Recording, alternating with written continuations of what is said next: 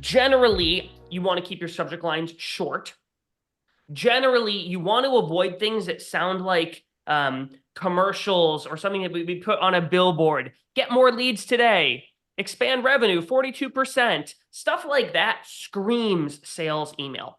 And so generally, I want to make my email about, or my subject line, something that is about them, that gets them to say, oh, this is meant for me.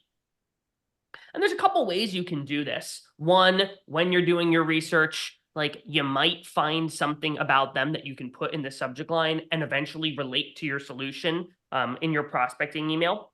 But if you can't do that, one other approach that's worked really well for me is making my subject line related to something that is happening in the real world. And what I mean by that is if I call Darren, if I cold call Darren, he doesn't pick up, I leave him a voicemail, I'm going to send him an email right after with the subject line, just called. And that works because Darren's like, okay, see a missed call on my phone, get an email right after that says just called. He's probably going to open that one. Other ways that I've done this is if there's an upcoming conference that I know my prospect might be attending, even if I'm not going to that conference, I might send them a subject line. Like when I sold legal tech, there was a big legal tech conference called ILTACon, International Legal Technology Conference. And I would send subject line, like emails with a subject line of like ILTACon 2024. And I would say, hey, I saw you're on the list. And the email would say, I saw you're on the list for this. My guess is you're going because you want to learn about ways to improve your law firm's financial outcomes, or I don't even remember how I would write it. But I'd say, my guess is you're going because of this. Like, we can help with that. Do you want to talk?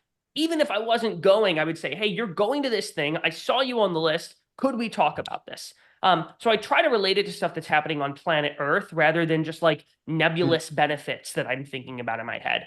But I'm curious what's worked for you guys. Yeah, that's so good. Also, I've been to ILTACon. We probably ran across each other, but Oh my gosh. yeah, great times. I think one of the things that you said is absolutely key. Like, if I work really hard to send a really good email to, a CLO of a Fortune 50 organization, and I go into LinkedIn, because LinkedIn's my domain. This is where I spend the most of my time, and they have the solid green little circle beside their name. That means that they have LinkedIn like up and ready to rock.